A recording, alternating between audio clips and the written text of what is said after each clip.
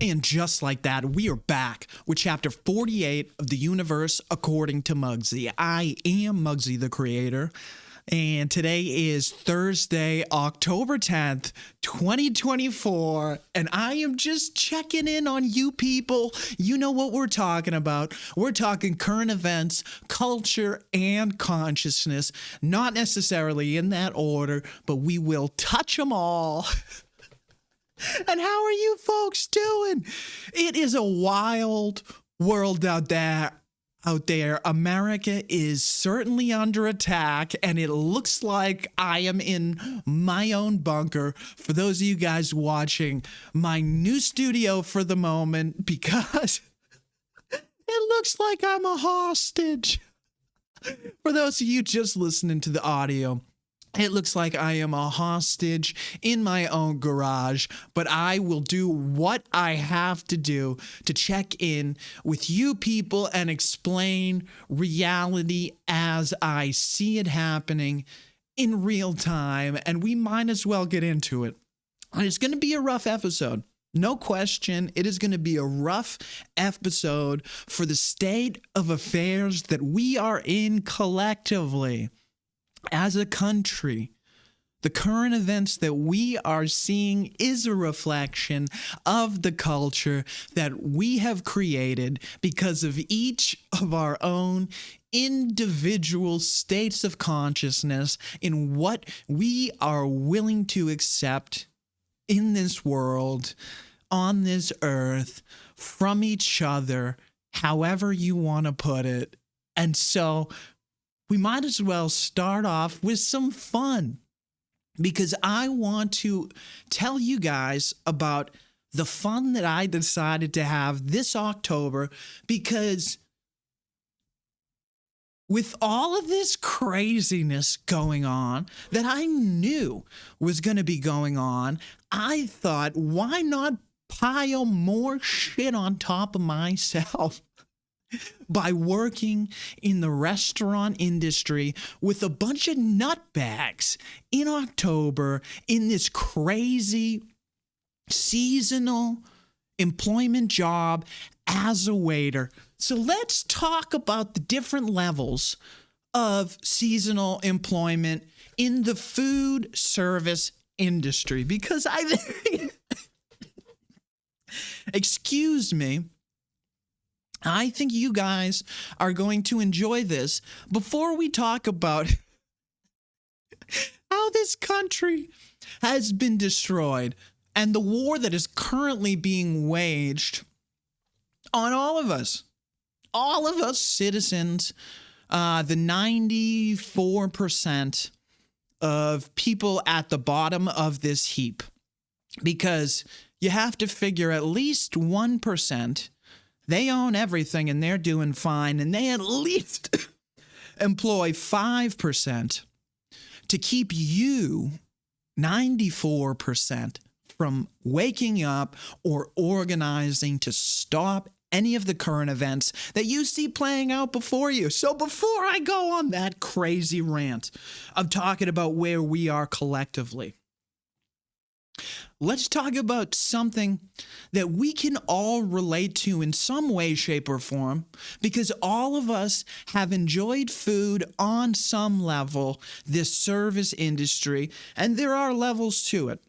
Now, some of you may have only gone to a local county fair, all right? That is seasonal work that employs a certain segment of the population, right? There's a massive amount of people that now work in the service industry, a massive amount of people with college degrees that never thought in a million years that they would be working in the service industry. So let's now break it down for you people. Before you, as you're getting fired from these excess elite jobs in tech industries and banks, and even Amazon is downsizing at this stage of the game. A lot of you are going to be entering the service section. So let's break down the levels for you and where your next employment job may be. Now, we're going to start at the bottom and we're going to work our way up. Now, some of you people may have been to a county fair. You may have had a deep fried hot dog. You may have had a deep fried Oreo, Snickers, ice cream. This is the typical type of food that you're going to find at a county fair. This is going to be one step below a state fair, which I've never been to, but from what I hear, there's some sort of statewide collective. They have like bake-offs and things, and I think that really propels them to the next level. So if you're at a fair where they only have fried food and caramel apples, this time of year they have cider and things like that, that's your lowest level. And you're going to be able to recognize that by the characters that are working the stalls, because that's how much they care about this seasonal employment. They roll out stalls, which might as well be troughs for the lowest class of people that can afford some semblance of an evening out, whatever that means. Now, for people, don't think that I'm not above this. I was so excited October 4th when the Topsfield Fair in Topsfield, Massachusetts opened. Okay, so I am on this level. I have never been to a state fair where I assume they have these amazing next level chili bake-offs where people prepare all year long their secret recipes to be shared with the world on the next level up of stage. Maybe there was like a small chili bake-off at your local fair. And then maybe one day you hope to graduate to that next level state fair. And then above that, we're still at the fair level. There's going to be 1, 2, 3 fairs that we're going to talk about, because the next level of fair, you're going to notice the stalls are a step up. Okay, this is going to be like your medieval manor fair where they have kicked this up. And now they talk in dialects that aren't common to the time. They dress in attire that is obscure to your everyday acceptance level, which I guess at this stage of where we're at in society may look normal to some people. And then above that, your highest level of stall food is going to be the food that you get in a stall. And I'm thinking of a specific stall I have in mind, and that is going to be in Augusta at the Masters, the golf level stall. Now, your golf level food vendor, they also come in. They're only here for a short time, 4 days, because that's usually how long a golf PGA Tour event lasts. And they're going to be cranking out some high-end food, and you're also going to notice that you have taken a massive step up in the level of stall vendors that you have. These are going to be kids that are college students working summer jobs, or beer distributors, or maybe people that work at country clubs, caddies that they're dressing up. Their fingernails are going to be clean. They're going to be well groomed. You're going to have some egg salad sandwiches in there. They're going to mix it up. Tuna salad, finger foods, delightful. They're going to have Arnold Palmer's. That's right. Lemonade. They're not just giving you Coors Light and mead, which they might have at that medieval level. They're going to really kick this shit up. Not only are they going to have lemonade and iced tea, they're going to mix that up together and give it to you in a classic drink named after one of their own greats. So that... And we are only in the food car stall level of seasonal restaurant food. Can you tell how much I love the food industry? I love to eat, and that's why I don't know how I'm going to get through this winter.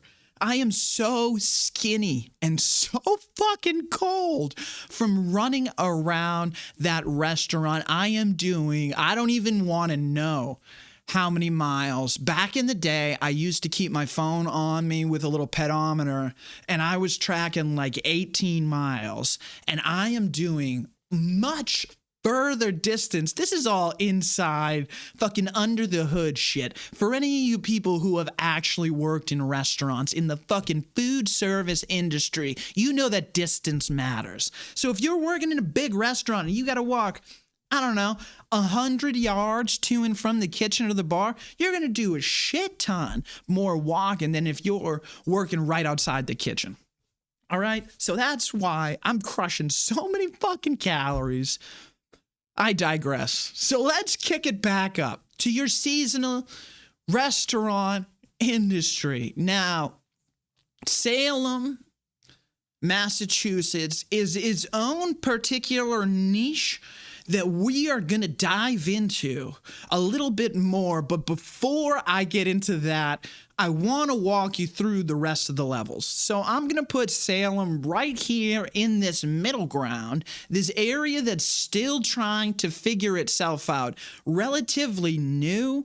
I assume there are some areas of the country that have over the past decade or 15 or 20 years kind of opened up as some sort of seasonal and touristy location.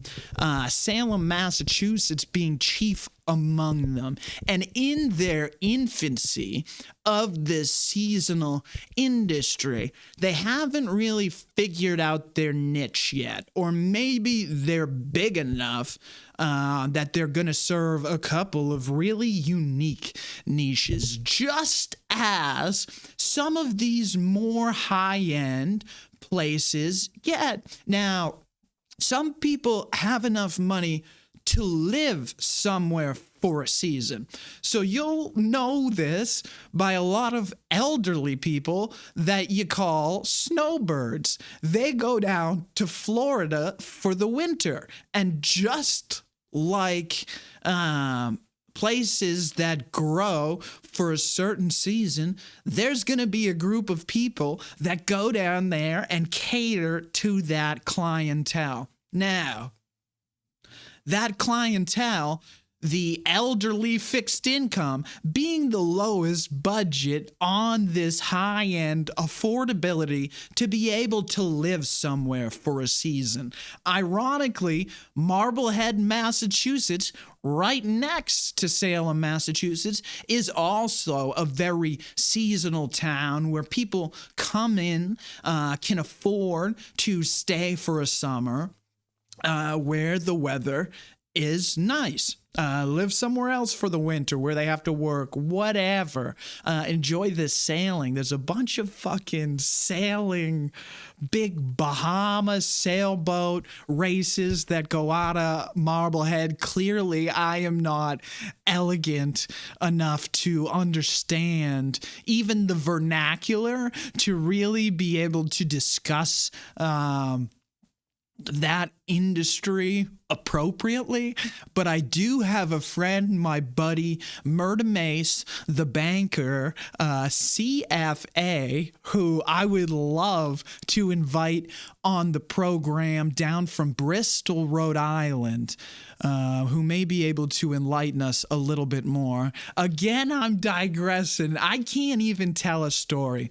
Let's move up the ladder to places like Miami, okay? So again, you're going to have a different type of worker that's going to go to Miami, different client base. Bar Harbor, we talked about on an episode previously, where you're out to dinner at an Italian restaurant. You can just overhear some 17-year-old kid going into his senior year at a prep school where he's taking away tens of millions of dollars from an extended relative. We don't even really know how close they were. as he prepares for some full boat to a non-Ivy League on a golf or lacrosse scholarship. And the highest level that you can get working in the restaurant industry as a seasonal employee would be working on Martha's Vineyard as a chef for the highest of the high, former heads of state for this country, the United States of America. That would be Barack Obama. I hear he is hiring because that job also requires you to be some sort of sex slave and or naked servant in your free time.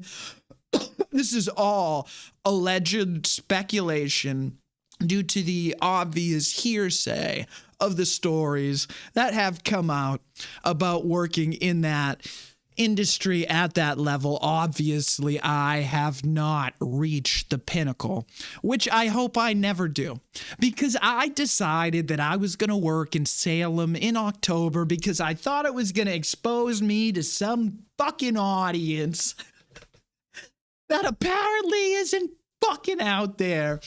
But, I'm going to come back to that.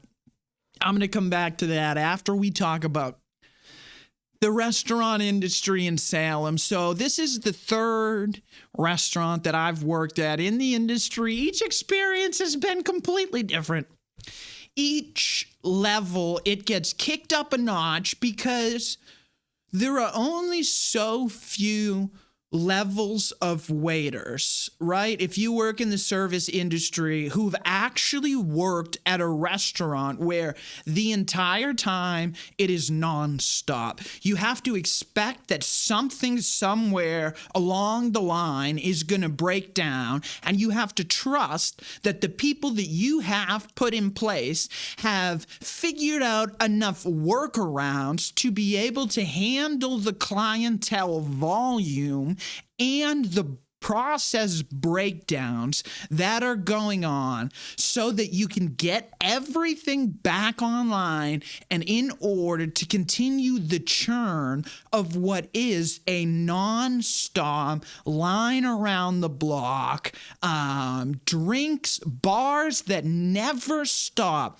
ice machines that are continually, kitchen that from open to close is just tickets, bells dinging. Most people that work in the restaurant industry aren't going to get exposed to this. And people in the seasonal restaurant industry are going to be exposed to this nonstop for a very specific amount of time that is designed to try and break every aspect of your everyday fucking understanding of who you are on a personal human level. It is micro scale thinking. It is moment to moment level thinking where you're trying to manage so many different aspects of getting through your day, from taking a fucking piss and your bladder level to the level with which you can ask a chef whether they can accommodate an allergy before they throw a plate at your head.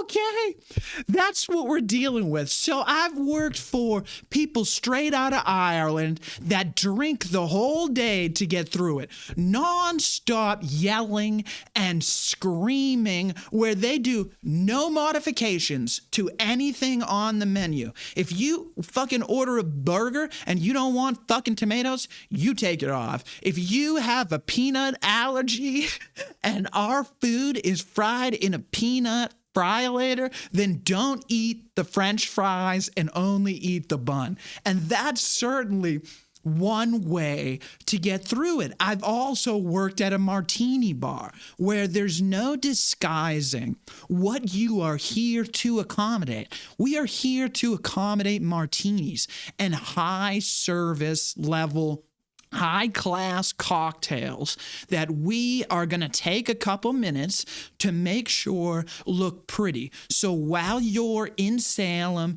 in October, you get that picture with that cocktail in the perfect light that you can put on Instagram and you can show to your friends, and it's going to be the perfect level of sweetness, and it's going to accompany the fucking salmon that you were having.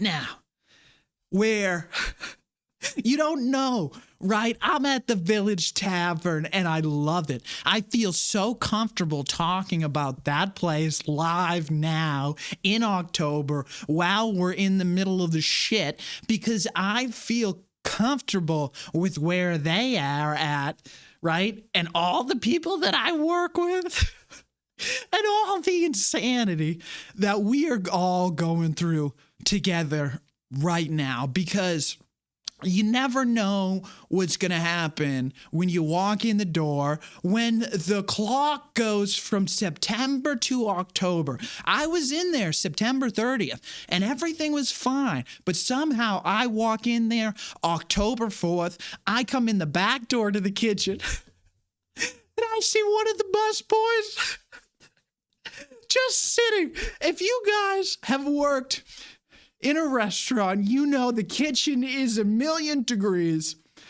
They're churning out food as fast as it's coming out. They're dropping more orders.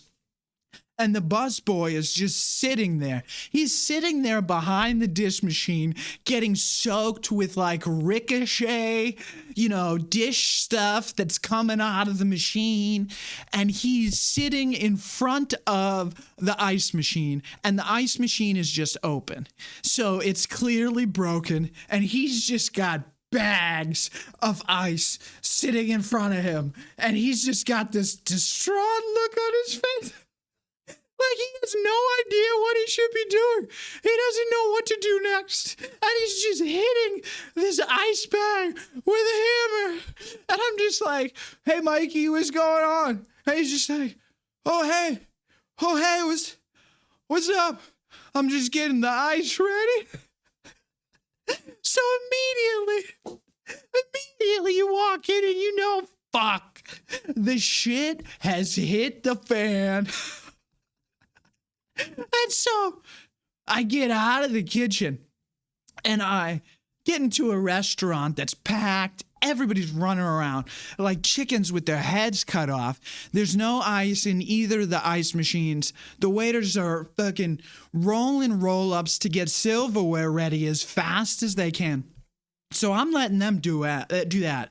And I see the ice machines are broken, and my buddy Mikey separating the ice. So I start running bags of ice for these guys. And it took me so long to park. I had to park in the top level of the fucking parking garage. It takes me 45 minutes to get in. Well, normally would have taken me 10 minutes. So I'm not even early for a shift I'd normally be half an hour for. So I'm helping this guy. And now we're about to start our shift. And all of they've upgraded the system, so we don't use computers anymore. Now we all have these Toast Wi-Fi tablets. Now the Wi-Fi is fine, which thank God the Wi-Fi is fine.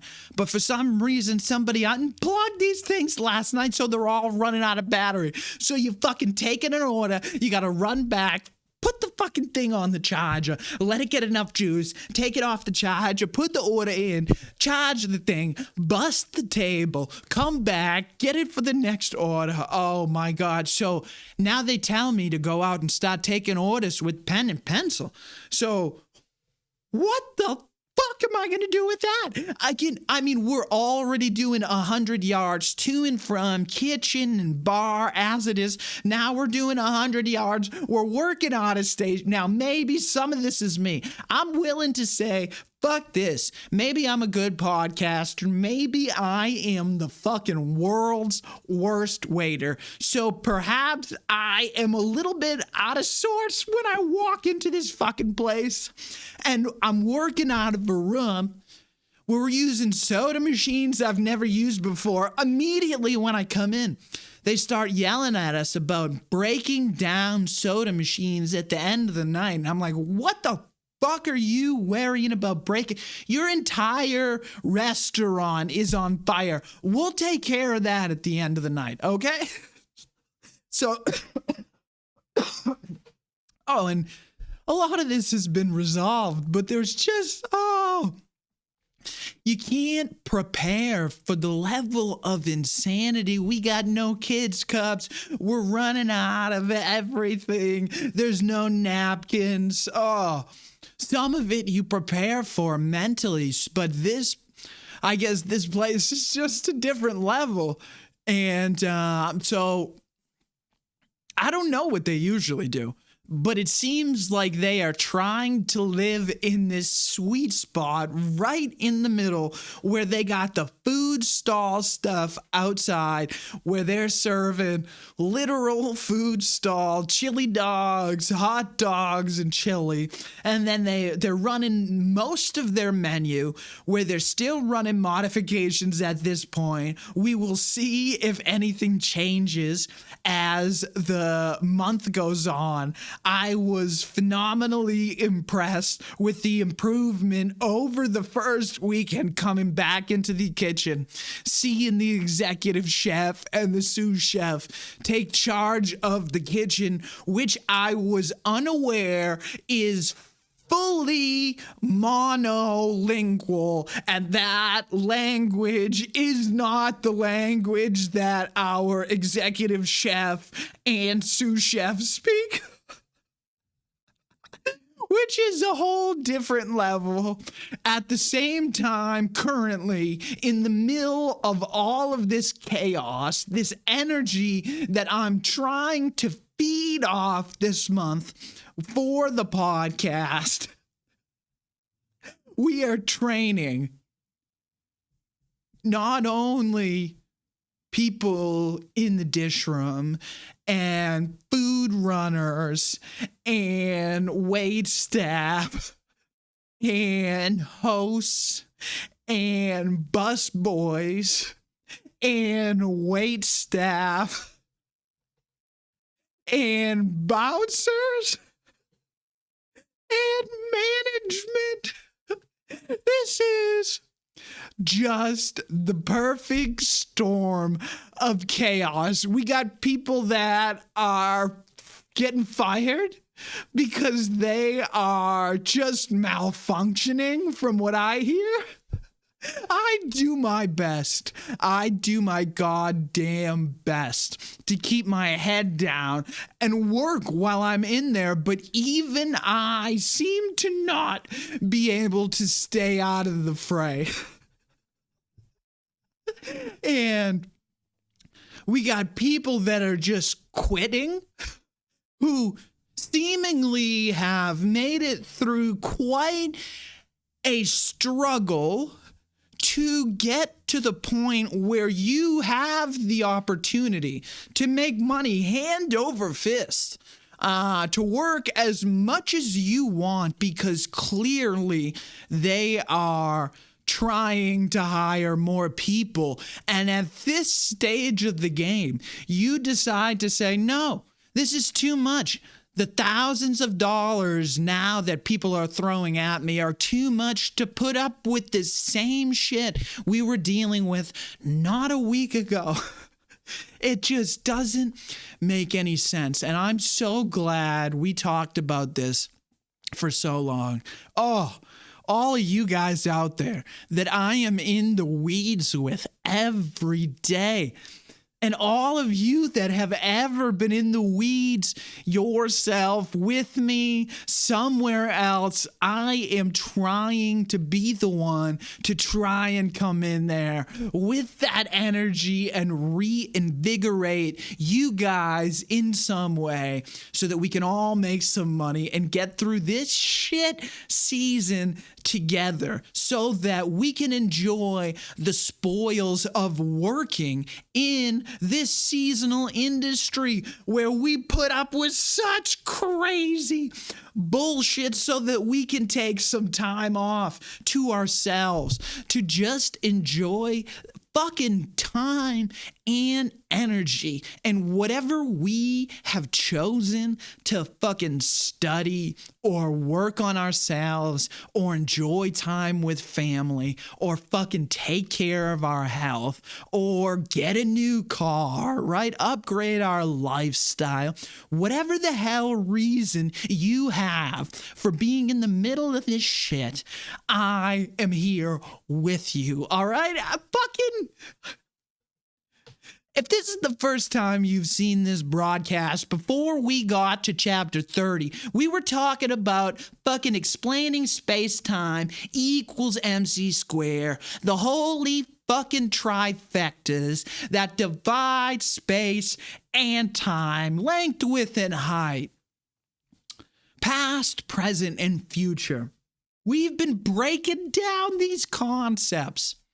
We've been dealing with the economy. We predicted the entire election cycle up until the Democratic nomination of Kamala Harris. We've been doing so much. And here I am choosing to be in this shit with you. So why are you choosing to be here? Let that be the only thing that you think about going forward this October as we get through this season. I promise you, if you've never done it before, you will get through it. Every day you will have no idea how you got from opening of that restaurant to closing of that restaurant, but you will. Customers are going to get upset. You're going to fuck up orders. The kitchen's going to screw up food. The bar's not going to make drinks. The drinks are going to suck. They're going to be slow. All of these things you can expect. They're going to flat see you. Your fucking toast tabs aren't gonna work. All of these things are gonna happen in October, and you are gonna make so much money, and you're gonna get through it. I promise you. I promise you. Hang in there, guys. Hang in there. I'm right here in the shit with you, proving you that it can be done while we do all this. I never even had fucking headphones doing this. That running around waiting tables is what bought me this camera that we are now running this production on out of this fucking garage that looks like a terrorist holdout, like I am a hostage recording a video for my fucking parents. You will get through it, and that much I need to also reassure to the American people, because it's only October 10th, and there is so much going on in the world. I don't know how you guys are keeping up with it, and maybe that's the best place to start. Is the other day, I was just, after I got back from the restaurant and finally letting my mind get back to normal, letting all of that static electricity that I've gathered fucking wear off so that I can think clearly again. And I went to YouTube, and the list of accounts that I would normally go to follow the culture and the conversation and start to dial in on where we are collectively in what's going on in this culture today. There was 8, 9, 10 videos that I normally in a previous year would have absolutely watched every single one of. And each one of them was 3, 4 hours each. And there's just no possible way that I can possibly keep up with all of it now. So we are 100% running on intuition, and I'm tapping into everything that I have learned to tap into. I'm condensing that time. Hopefully, I've gotten better at it, and I've been able to become more efficient, and my efficiencies have hopefully compounded over time. As we've demonstrated, I've developed some sort of ability to predict the future and what's coming, and what I saw really scared me. And that's when I decided we were going to have to start hitting record, because at the very least, I had to say that I broadcasted what I thought, my understanding, my conception of this universe as I see it. I at least tried to explain to other people. And now recognizing that those footsteps that I once would have walked are now vacant, I'm willing to be the person that asks for help. So anybody that's out there looking for sources to follow, that want to understand more insights into my brain and the conversations that I think will have a large resonance and weight in capacity to have an outweighed effect over time on the current events that we are going to be seeing play out before us, let me know. I will certainly point you in the right direction. I'd be happy to include you in some way, shape, or form in this broadcast as some of the topics that you think maybe I am not doing a good enough job focusing my energy on. I'm willing to certainly outsource some of that to my audience. Which brings me, so I need help, I'm incredibly impressed with everything we've figured out, even in this broadcast right now, what we got going on here, the audio levels, which I hope you will notice is a significant improvement from some of the previous broadcasts. Obviously, the camera levels and the production coming out of my online broadcasting system that we're recording on into the DaVinci Resolve 19 movie grade level editing software that I am figuring out, from the connections to going live on the street. So the whole reason I wanted to be working in Salem in the first place, when I've covered dozens of times how money's not real, and I will find a way to exchange my energy for the little sustenance that I need to survive until I find a way to connect with my audience to demonstrate the expansion of my own consciousness that I'm looking to have. Maybe some audience somewhere observe, participate in, poke fun at, make fun of, in some effort for my own weird desire for self-growth. I decided to take a couple of jobs, and I decided on the restaurant, because that energy all August and September was really helping me develop the skills that I thought would be necessary to stand out on the street and get somebody to talk to me. But I go out and I do man on the street for the October opening ceremony parade, and it is like pulling teeth just getting people to hop on camera and talk to me. Now, I understand that I probably have miles to go, right? That's the first time I've ever done that. I had, figuring it out for sure, And that figuring it out, a little grace was certainly what I needed that following Saturday when I brought this table and my desk out to the people of Salem, Massachusetts, and my books, my collection of information, my signs, some of the E equals MC squared matrix that myself, Keanu Reeves, the directors and writers of that film, Albert Einstein and his equation. I put all of this out there thinking that maybe somebody would want to talk to me, and I just started yelling. Honestly, excuse me.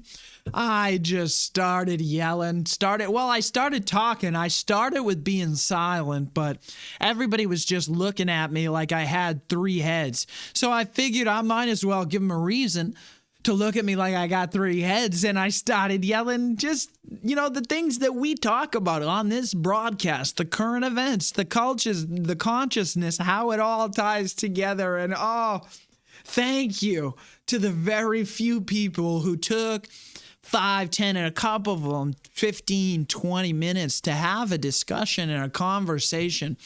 It really awoken me to, yes, the idea that much of the concepts that I'm discussing are foreign to much of my audience.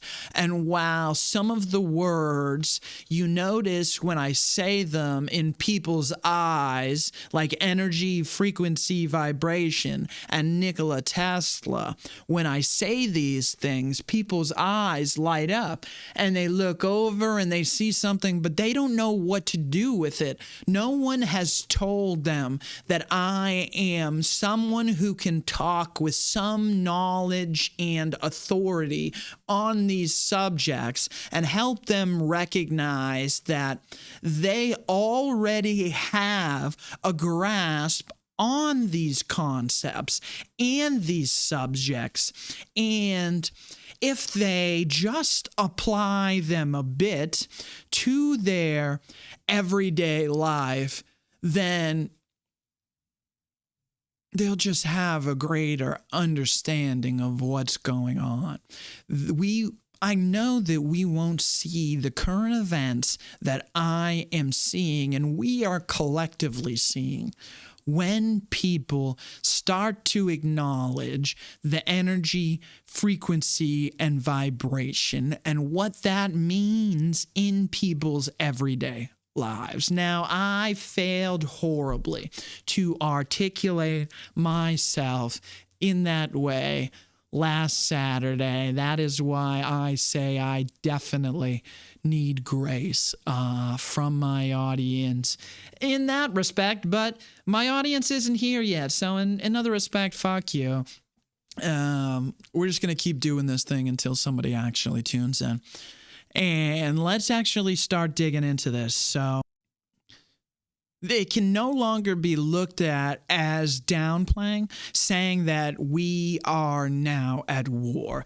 These wars, which we're really not even going to get into today, these proxy wars, the United States funding the Ukraine's defense against Russia, and the United States backing of Israel against Hamas in a now continued aggressive stance towards allegedly Hamas in Lebanon, using such advanced military tactics as depleted uranium bombs, which has really kicked that conflict into a nuclear stratosphere.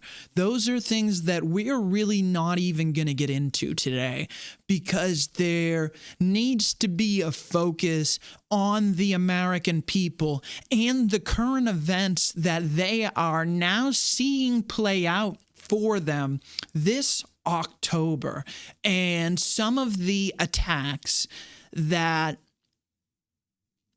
we don't even fully understand the layers and tactics of how they are playing out in real time. And I'm going to go back as far as to some of the things that moved me so much as to deciding to do everything within my power to reach as broad an audience and create as large a platform as my own talents allowed me to do. And a couple of those were the intentional detonation of a derailed train in East Palestine, Ohio. Now, I talked about this on the podcast before previously, but that particular event affected me in a way that I don't think I really expected to be moved in a way, because I felt my understanding of the decisions that went on behind the scenes from a corporate level to clean up the mess made in order to ensure profits resumed, in addition to my understanding of politics and power in my study of economics and understanding complex systems and how they fit together, the things that needed to align in a time frame where independent political journalists were finding ways to get broadcasts out, enlightening the world to exactly what was going on a ground level. That was something we didn't previously have for events of this magnitude, certainly ecological disasters previously, because in the new light of COVID, our citizen journalism network, combined with Elon Musk's bravery, and I will absolutely characterize it as bravery, as purchasing Twitter and ensuring, I don't remember the exact timeline when his purchase was, and when information was quote unquote free after the massive reduction in staff that Elon Musk deployed after his takeover of the business. So that's a long way of saying we had access to information that we didn't always have access to before on a ground level. And because I had been paying attention to many of these events in the past, I had certain insights into the decisions that were made and the weight that was given to the lives of the American people, a weight that I didn't feel was appropriate, a weight that I don't feel is incentivized by corporations to care about.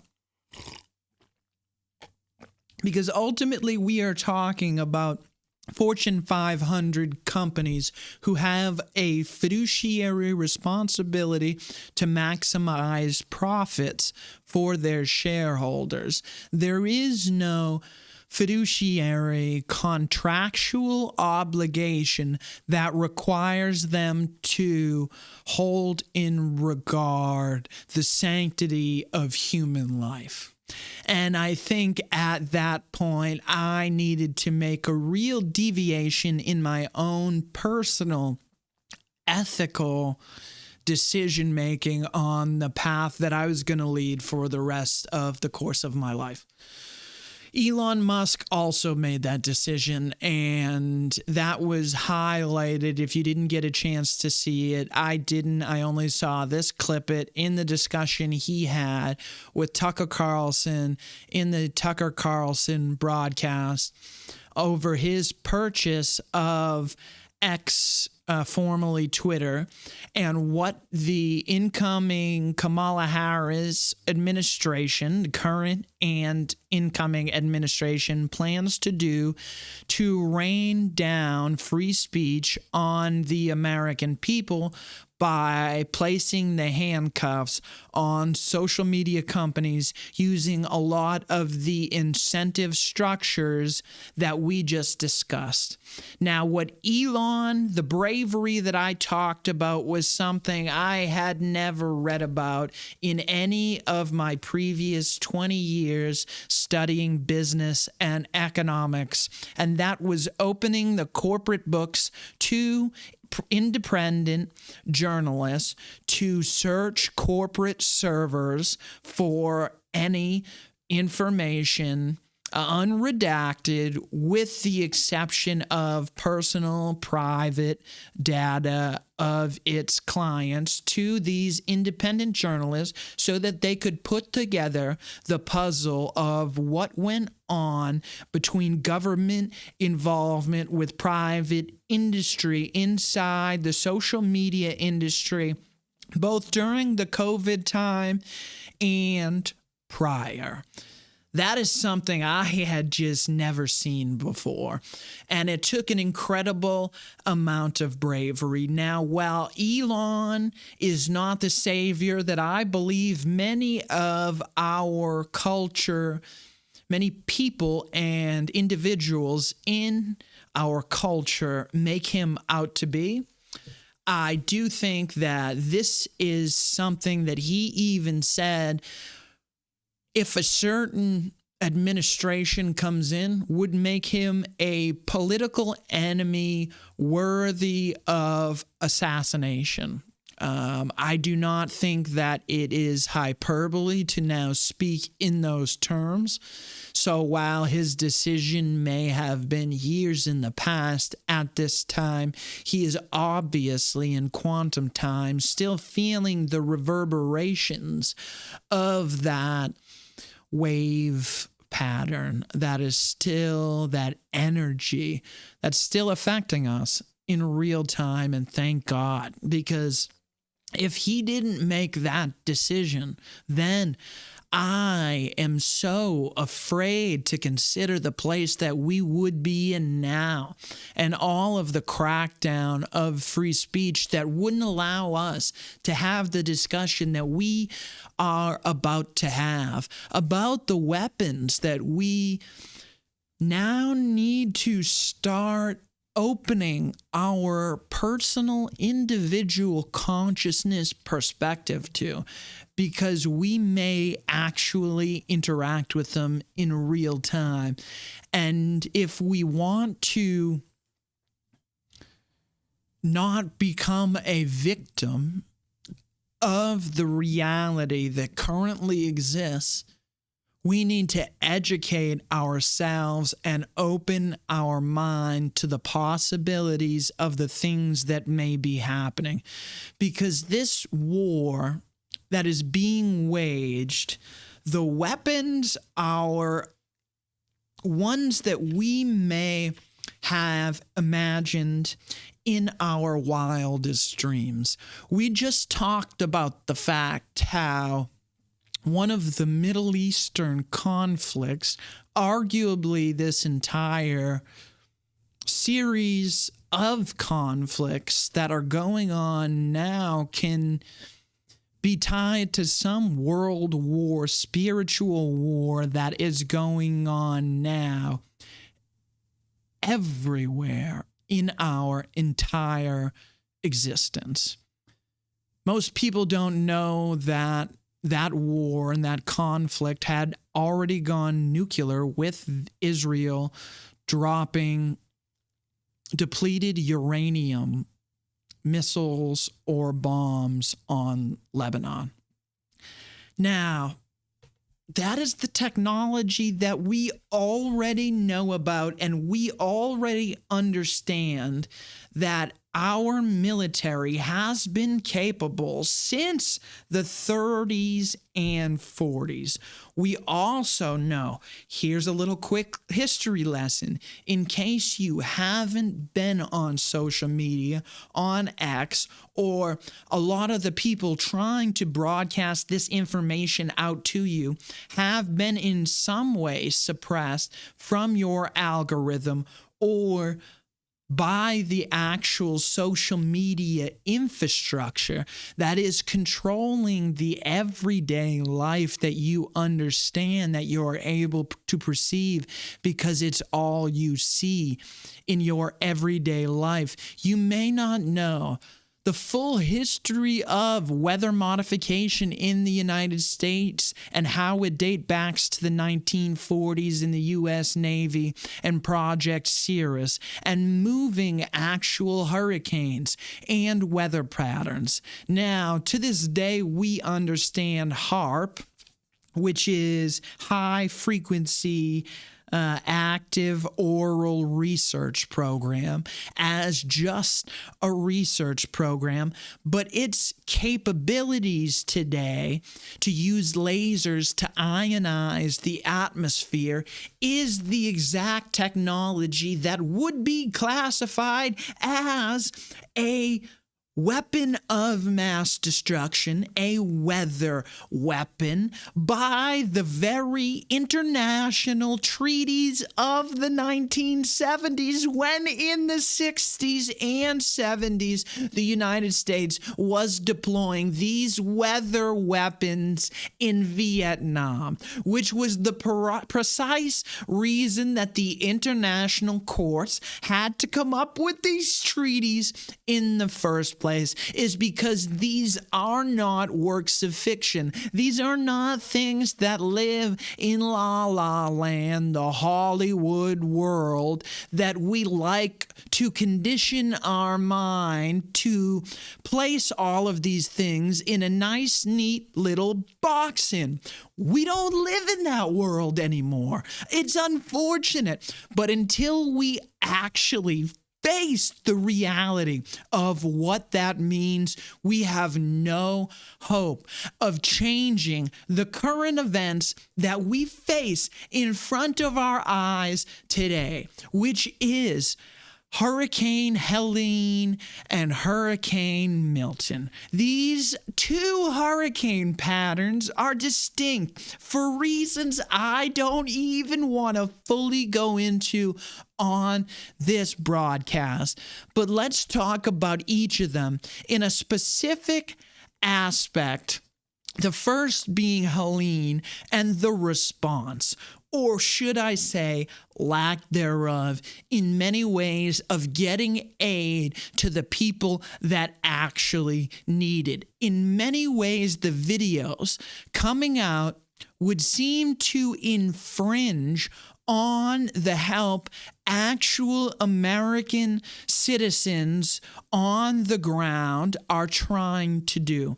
There are a couple videos in areas that FEMA and the Red Cross were apparently unable to reach days after the torrential rains in the Asheville region of North Carolina, where collections were coming in, where private citizens were on the roads making dozens of trips, bringing privately donated goods to feed and clothe and bring water to the people that were literally sleeping on the ground. And during these trips, there were no FEMA and Red Cross trucks, according to these people who are broadcasting out from the ground. And in addition to that, in the camps, the tents that they set up, black unidentified helicopters flew down. Now, I'm not going to pretend to be an expert on helicopters, but I do understand that if you were going to pilot one of these advanced machines, military-grade tactical machines, you would understand that if you fly low enough, I heard it called as a blade check, above an area where you don't intend to land, you are going to cause damage to that area. And that's exactly what happened. All of the tents and organization went flying. It destroyed everything they had set up. It looked as if it were an intentional destruction of people that were gathering of their own free will and volition to help people in need. But that sounds conspiratorial in nature, and I don't know that these people conspired to do so. But it would seem that there was some conspiring going on to get money into the hands of the people that were bombed in Lebanon, right? To get money in the hands of those people, despite the fact Congress is not in session. Now, the White House the press secretary shamed a reporter from Fox News for asking that very question in the White House press secretary pulpit, or whatever you want to call that newsroom.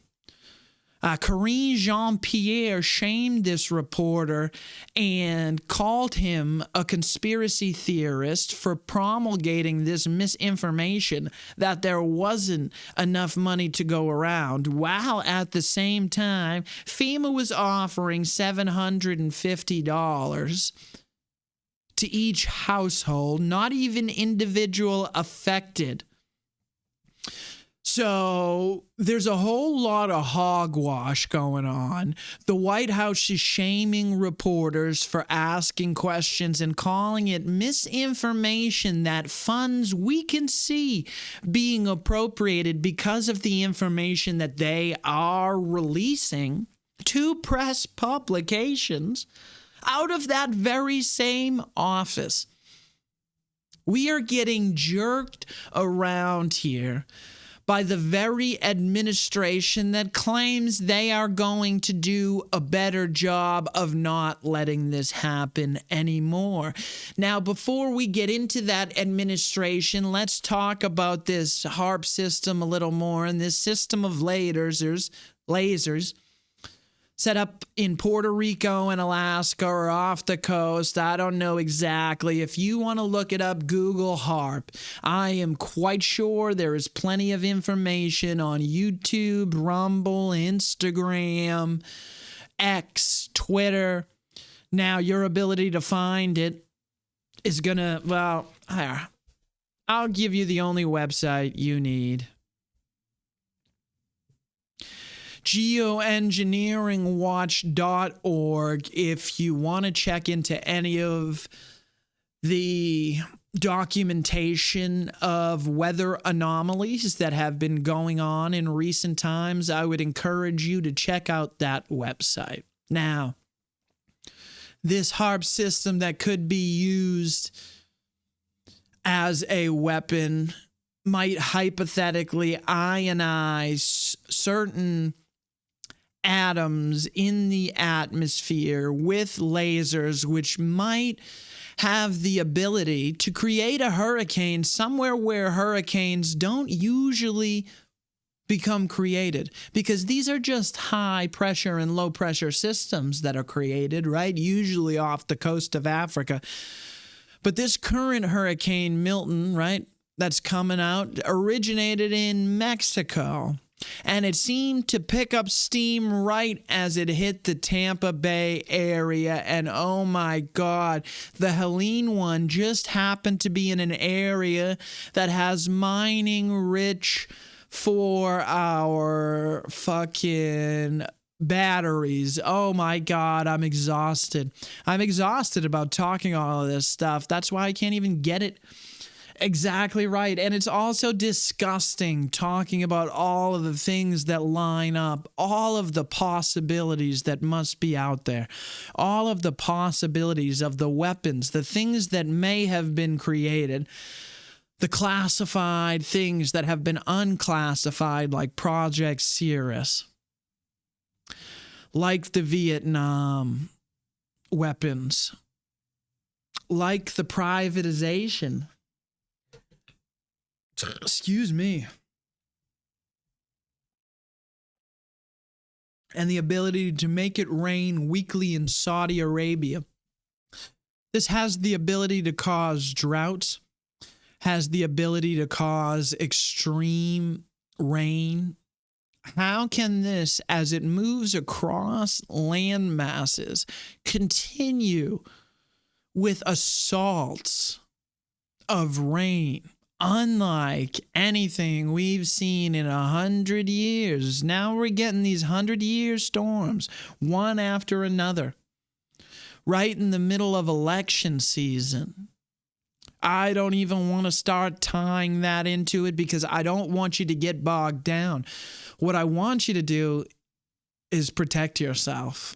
Have food, clean water for a couple of days, power sources, and understand that I'm not saying that this is even the American government. No, I don't even understand the strings being pulled on such a high level for me to be talking about even the possibilities scratches the surface of even my own comprehension and my own ability to open my consciousness up wide enough to accept that in this country, the United States of America, we could be getting hit with back-to-back weapons of mass destruction, military-grade weather weapons that are attacking the American people that I love and care about.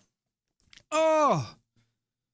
It's so hard to discuss, but we have to, because the response to it in a time where the response should be the best that it's ever been by an administration and a government that is looking and seeking re-election in a democratic republic.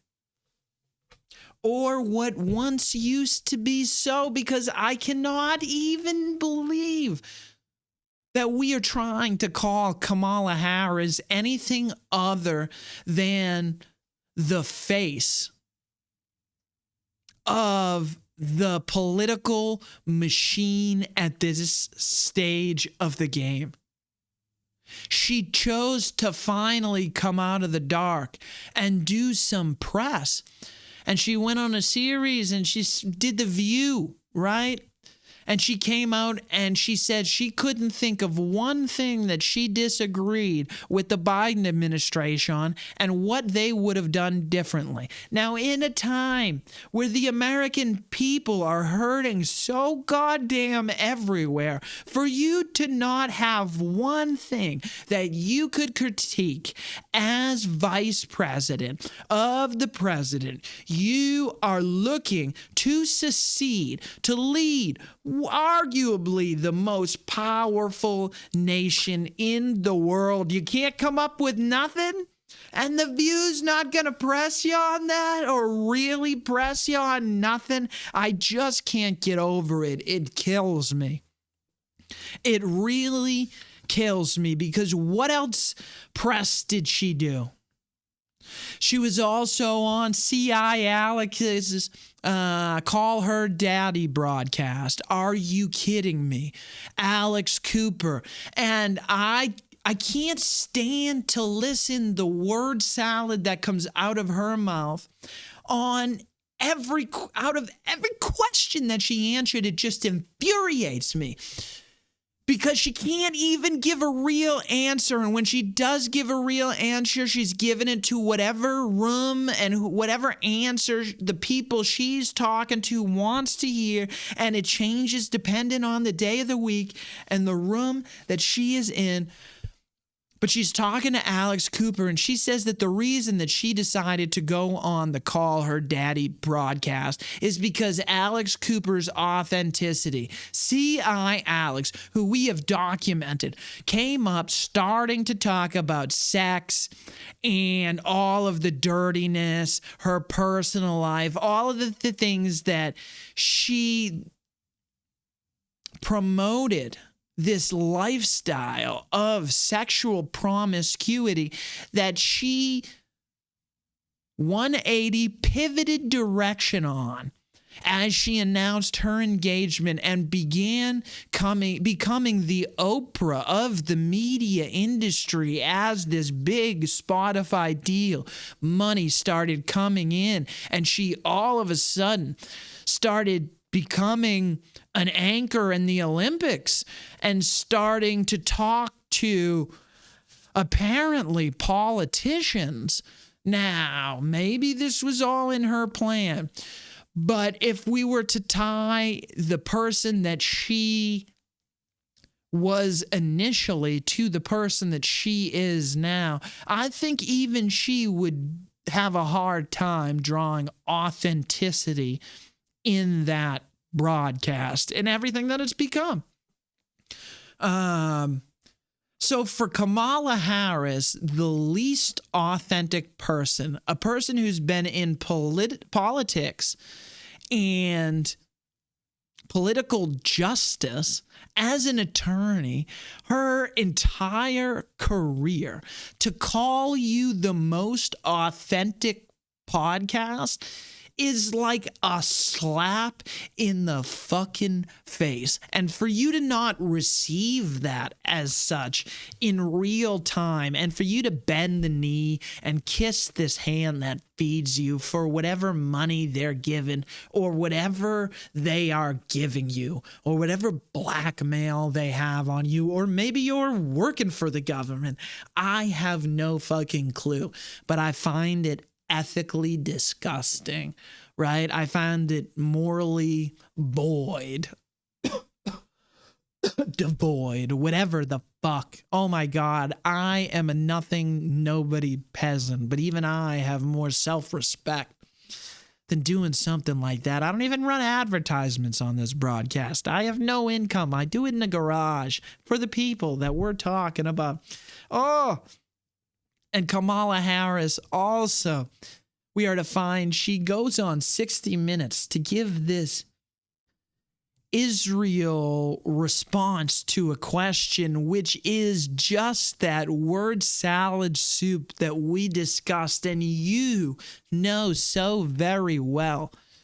And after the live airing of that 60 Minutes, which I'm sure fucking not many people tuned in for anyways, on the replay, they edited the response to that question to a different response, which is in and of itself journalistic malpractice. Maybe it was by mistake, but in terms of an election season, I don't see how you could call that anything other than election interference. I mean, as that entire broadcast was a softball interview, as all of the interviews, the Biden-Harris campaign or the Harris-Walz campaign are now running. Oh my God, it's just too disgusting. You can't get bogged down in it, but you need to understand what's going on because these things are coming at you in real time now. We didn't even discuss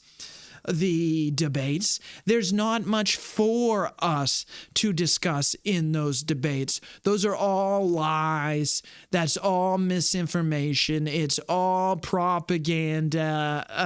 Fact check. What is a fact check when you only have a certain amount of time to explain the fact and the research that you're looking into to decide how we decided that was a fact, and just look into the funding of who decided certain things are going to be facts. And then let's look at facts under the lens of time and how certain facts have been proven to be false. over time, which means they weren't really facts in the first place. It's just there's so much going on, and I understand it can be hard to deal with.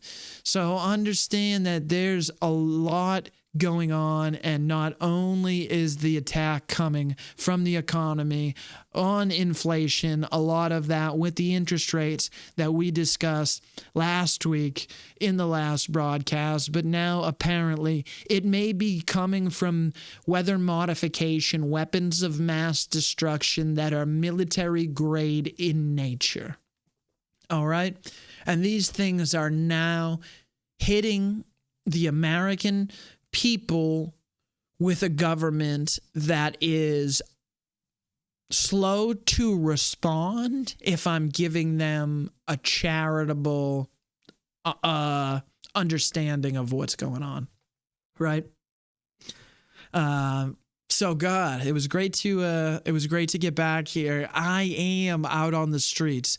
We are going to be doing some live streams. We may be going live from the Village Tavern. I have permission to go weekdays live from the Village Tavern. I would love to do that, answer some questions from the audience, talk to some people on the street, but we'll see how that goes. Hopefully, I will find more opportunities to check in more regularly with everything that's going on and give you guys more updates on how I see reality playing out in the current events, the cultures, and the consciousness. But until then, take back your consciousness from all of the distractions that are going on around you.